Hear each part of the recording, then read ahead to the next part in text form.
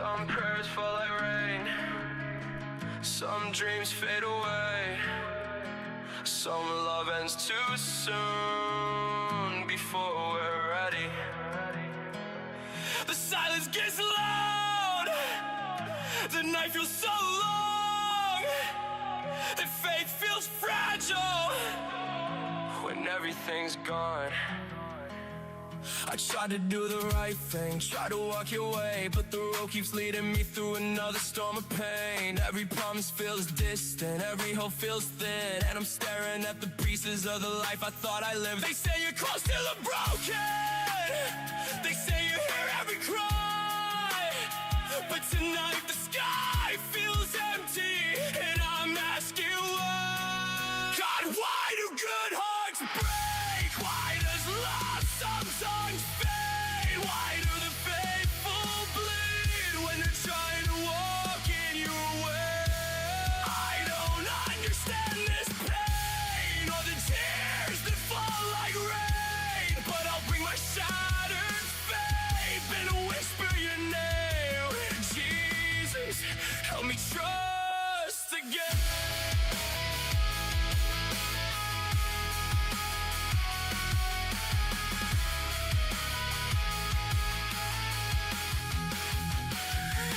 God tells a story, every wound leaves a mark, and grief writes its echoes across the chambers of my heart. But somewhere in the sorrow, a quiet voice remains, telling me you're working even through the pain. Maybe the valley isn't punishment, maybe the storm is at the end, maybe the shepherd walks beside me even when I can't comprehend. God, why do good hearts break? Why do the innocent ache? Why do the nights grow colder when the world feels so far away? I can't see the reason now, but I'm choosing faith somehow. Even through the doubt, I will call your name. Jesus, be my strength undone.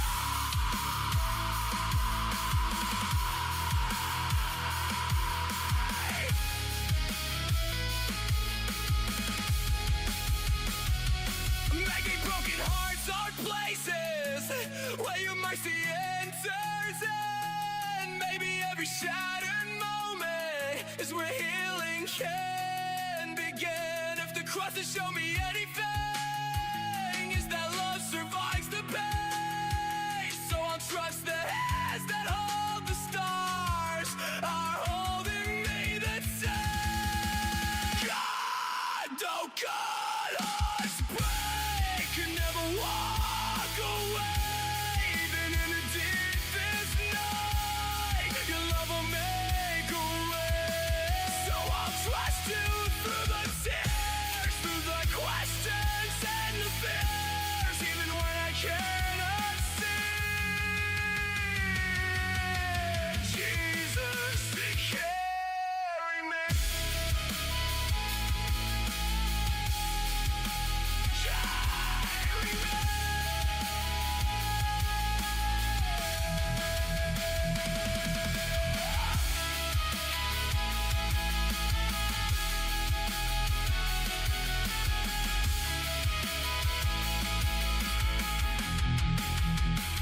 When the answers never come, when the healing takes its time, I will rest within the promise that your heart is still kind.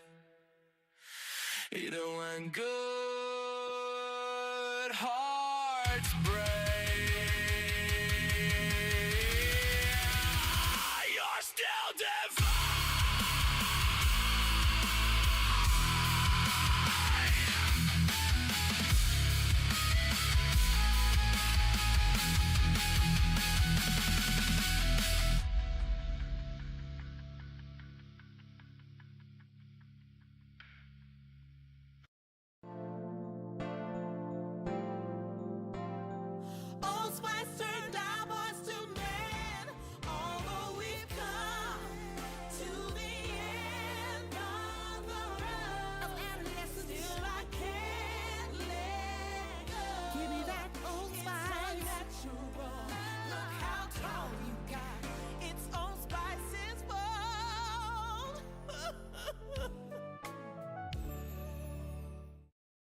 It's Budweiser's 150th anniversary, and we're celebrating with a Heritage Can series that honors our legacy.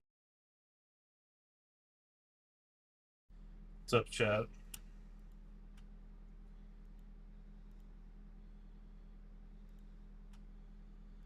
So I would years of my life.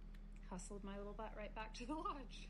I lived in Appalachia for the first 26 years of my life, more specifically Mason County, West Virginia, which is home to the Mothman. So I would argue that Appalachia, like as a whole, is the anthology series that American Horror Stories kind of like wants to be, and it's because of the wide ranging of what's up, chat? In that region. For example, I know we have some form of like fae or otherworldly activity in the Appalachian region, and I want to preface with a few things. I was a very strange kid. I was a very weird kid. I was obsessed with the Spiderweb Chronicles and finding the fae. For example, I learned that if you fall asleep under an apple tree, you could be like whisked away by the fae. I fell asleep under an apple tree literally almost every day. If the weather permitted, I was under that apple tree. No knock at all.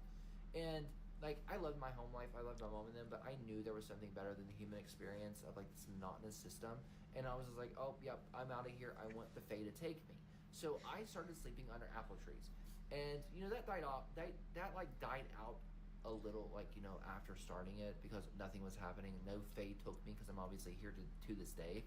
But, I tried. And, I would trek back into, the forest by myself constantly. We had a natural spring. I would literally go sit next to, hoping a Kelpie would take me. I was obsessed to the point of, I wanted death by the fae. I literally wanted them to come get me. I didn't care what happened to me, but that's beside the point. So, fast forward back to, maybe I was, 15 or 16. I was back in the woods walking around, and, there's this area that is all moss. There is literally no grass. It is literally all moss. It's so magical, and it's so cute. So I was back there one day, and I started hearing, flutes play. And I'm going to preface, we are from a very rural area. No one owns flutes. Not to this degree that I could hear them where I am in the forest. There is no, houses near this area. This is, behind our house was just a forest. It's not possible for a human explanation to be that, that someone back there was playing flutes. And multiple at one time also. So I was back there, and I started following it, and I was like, what the hell is the sound? What the hell is the sound? And going and going and going, and I finally got to an area where I stepped into it, and it was like a bubble, everywhere. It sounded it came from every direction at one point in time. The flute sound was coming from every direction, and I was like, what the hell is this? And I just stood there. I was like, this doesn't make any sense. Why are flutes playing? I can hear them from every direction. And at this point, I wasn't super into Spiderweb Chronicles. I was much older, and so I didn't really fascinate over it. I just kind of stepped out of the sound bubble and went home.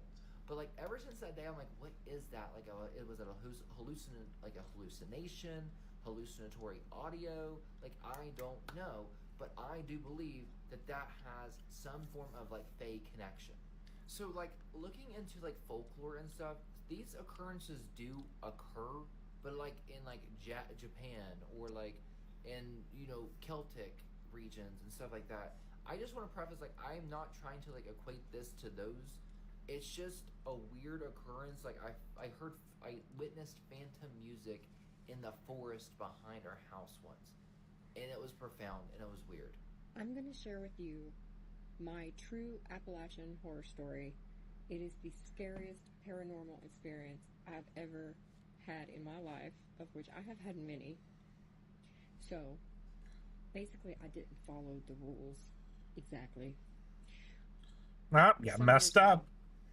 We decided to go on a camping trip with my husband and I, and then two friends who were also a couple. So it was the couple's camping trip of the weekend. We were going to leave on a Friday, come back on a Sunday, and we decided to go to Panther Town. We went there, and we wanted to get there early in the day.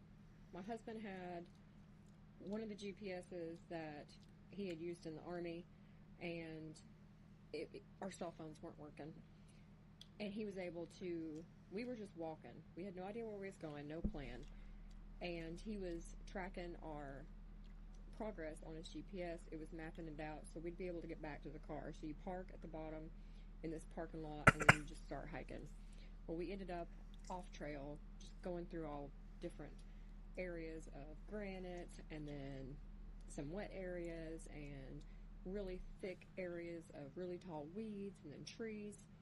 Well, the female of the other couple had ran really late that day, so we got there about an hour before the sun started going down. This was primitive camping, so we were carrying everything that we were taking camping on our persons. However, the other couple, they bought a giant cooler with tons of ice and had marinated steaks, corn, baked potatoes. They weren't cooked yet. All kinds of food. Had made sandwiches. It's not how me and my husband do it, but whatever. It was super heavy. So we had to leave that in the car. So all four of us start camping. Hiking. We hiked for like 5 miles. It became obviously completely dark. Could not see.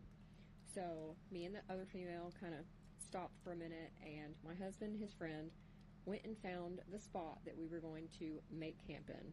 I don't know why they decided to pick that spot. They just found a spot and was like, all right, this is good. So we went. It was completely covered in just weeds and very tall weeds and everything. But our food and the wood that we were using for our fire was back in the car. So it was decided. Yeah, that's that smart. That's what it should that be. cooler was so heavy. It was going to take probably all of us, but definitely at least 3 of us. So heavy. It Oh, gonna that take was in the video. probably all of us, but definitely at least 3 of us to bring the cooler back to the campsite, along with the wood and a couple other little things. Thought I was hearing stuff, So chat. it was decided that I would stay and make camp for all of us while they hiked 5 miles back to the car, then 5 miles back with all our stuff, which took even longer because we called that the cooler of death. It was unbelievably heavy, no wheels, which wouldn't have mattered anyway because of the terrain. So I stayed by myself. There's the first mistake. I was by myself, way out in the Appalachian Mountains, in an area I had never been before, I was not familiar with. It was completely dark. There was no cell phone signal. And we had that one GPS, which my husband had to use in order to get back to the car and then get back to me. So I stay there with my machete, my bags. Before they left, they helped me hang some lanterns, camping lanterns, from trees right there in this area. So I proceeded to use the machete and start whacking away the weeds. I did this forever and ever and ever. And I remember thinking, like, it kept sparking when I'd hit the machete on the ground, and I'm like, dang, it's like super rocky right here. Like, I don't know, it's crazy. So, there was crickets, there's katydids, there's frogs. You heard all of it. All of a sudden, all the noise stopped. Everything. It was complete silence. And there were no people around us. We were not in a typical campsite. I don't know where we ended up to this day. But it was still in Panthertown. All the sound stopped. Like, it was deafeningly quiet. Then I felt all the hair raise up on the back of my neck, my arms. I bet you did. Got the most eerie feeling ever. Then I heard some whistling. Very, very quiet. You couldn't tell where it was coming from. If it sounds like it's far away, it could be right beside you. If it's right beside you, sounding like it could be really far away. Just heard a little bit of whistling. Well, quickly, I knew I was in trouble because I could not calmly walk away because where am I going to walk to? I don't know where to go. We're not on the trail. I would have ended up completely lost in those mountains with no one to find me, no way to track me. So all I could do was I got calmly up, I put the machete down, and went and just hunkered beside a tree, just sat there, and I did not look in the trees, I did not look around, I did not whistle back, I didn't speak, and I just closed my eyes as if nothing was wrong, and I prayed hard. And then I heard, this is the most terrifying part, I heard what sounded like hundreds of voices all at once in the air, just circling around my head. It was like I was in the middle of a vortex full of voices. I could hear men, I could hear women, I could hear children. I could hear them talking, but it was like when you're in a loud room and you hear a ton of people talking and you can distinguish male from female from children, but there's so much chatter you can't really make out what anyone is saying. That happened. And of course, I was more scared, but all I could do was just remain calm, pretend not to be scared, and pray even harder. I was trying not to tense up. I was just acting as if I was just calmly sitting beside this tree. I did hear my name more than a couple of times. I didn't open my eyes. I didn't answer back. I didn't move. I just kept praying. This lasted for a good 30 minutes. Terrifying. I mean, it felt like 20 hours. But eventually, it stopped. Now, right after it stopped, I heard what sounded like rocks being thrown. And they were being thrown Good old kind of in Bigfoot. a 180-degree area around me, so not all in a circle around me. But I just kept sitting there with my eyes shut, praying, not saying anything. That stopped after probably about 5 minutes. And then maybe about 5 minutes later, the sound came back. So I heard the crickets, I heard the katydids, I heard the frogs. So I just kept sitting there, and I kept praying, just acting like nothing was wrong. And once all this was over, I proceeded to finish hacking down the weeds. I didn't have many more to go. I had to make enough room for both of our tents and a fire pit. Well, I dug up a bunch of rocks because they were right on the surface, and I started digging a hole to make our fire pit. By the time I was finishing the fire pit, my husband and our couple friend, they got back. Well, you Excuse me, also Sharon. don't talk about it. You're not supposed to talk about it if anything does happen, which is not all the time, of course. And some people have never experienced anything. But you don't talk about it till you get home, completely away from that situation, that area. So Actually, you're not supposed to talk about it at all, but nothing else weird was happening while they were there to experience with me. So I just had to go along with putting up the tent, getting in it that night, sleeping. We stayed Friday night, Saturday night, and Sunday, and put everything up. Got home, then I told my husband what had happened. So I had to go all weekend, having had that experience in the exact spot we were at the whole time, without telling anyone. So I do not recommend that you ever go out without a GPS and a whistle and good lights a pew pew. by yourself, period.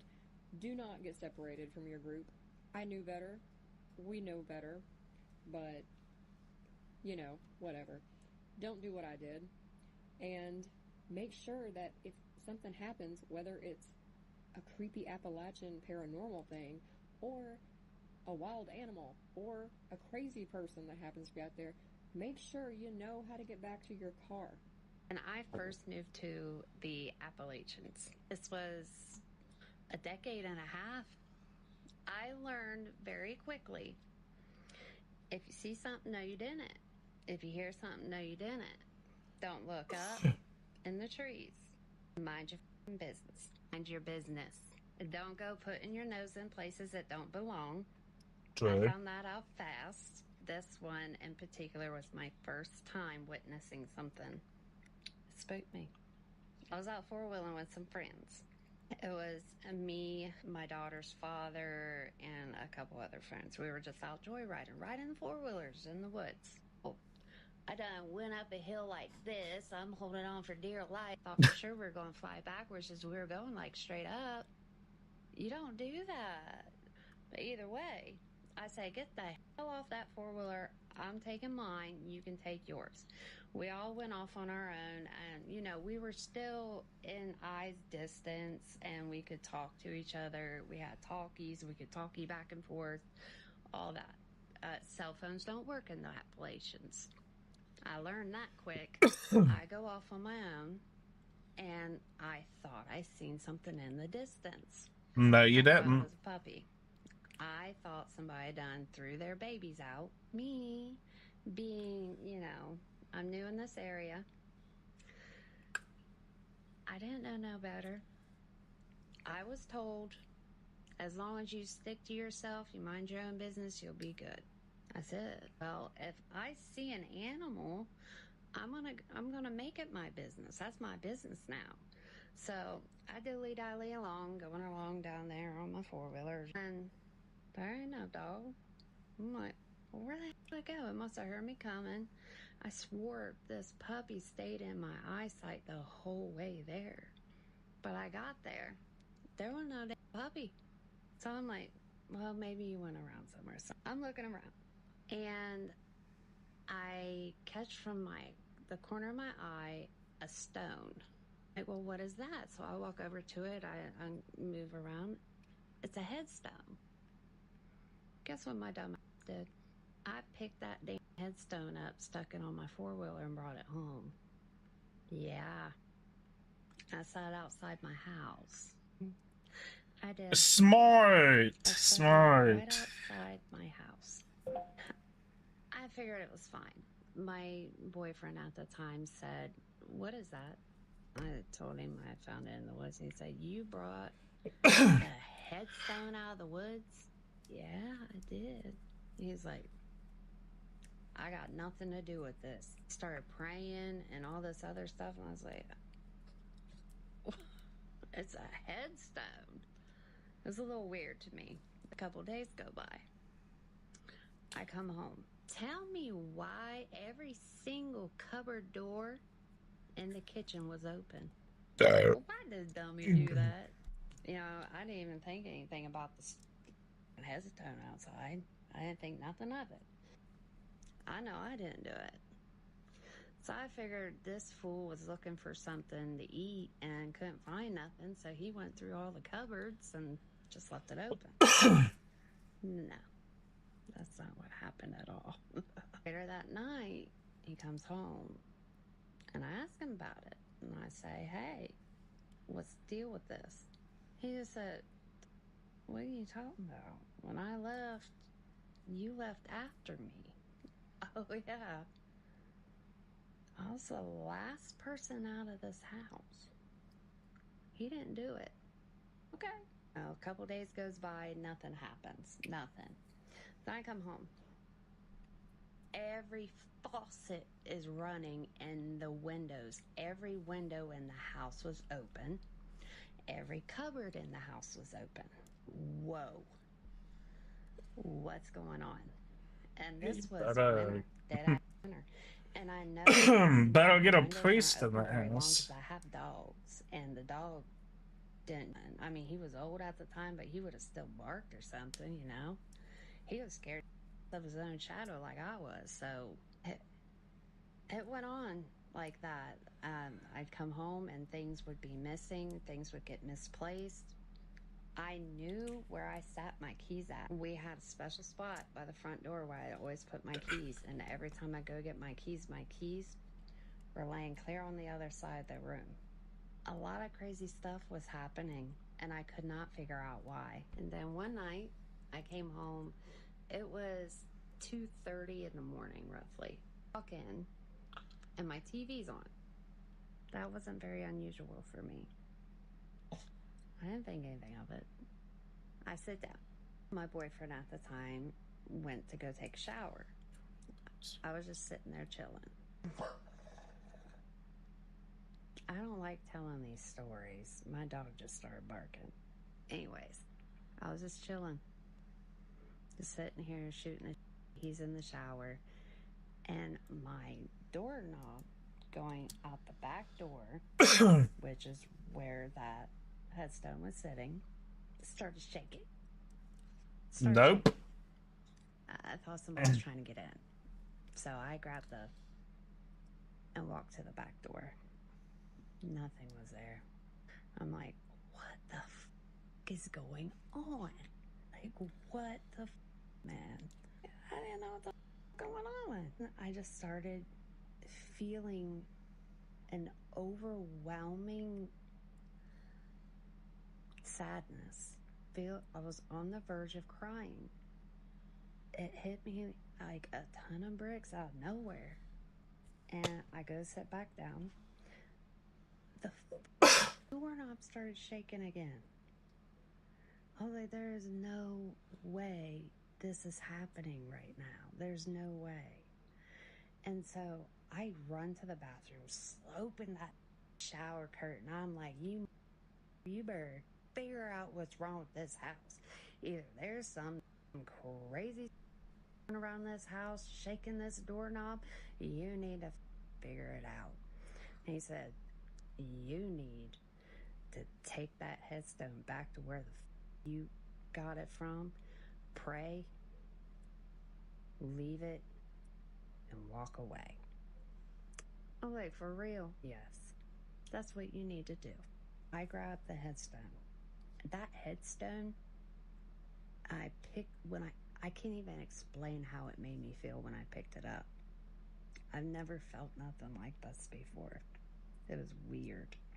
I put it on the back of the four-wheeler, and we drive to close to where it was. I was trying to explain to where it was, and I couldn't figure it out. And then I started getting aware it was, and I started getting that feeling again, that sadness. It was so sad. I felt like I was lost. I felt like I was lost. The only way I could compare it is a mother losing a child. I sat it up against a tree. It was beside a tree along a cornfield is where I was trying to find the puppy. I sat it there up against the tree. I don't know if I should say what happened, but that wasn't it. I sat there. He started praying. He said while he was praying, I was saying something to him. I wasn't. I don't remember. I remember hearing his voice and the words that he was saying, but I don't remember saying anything. And he said I needed to walk over. It was like 20 feet away and look down and move, some dirt around or whatever. So I did. And I found the smallest headstone. Come to find out that the headstone that I had taken was a mother, and then the smaller headstone that was misplaced a little bit a ways was her child, and it said so on there, on the small one. It was like 1800 and something. I put it up against there.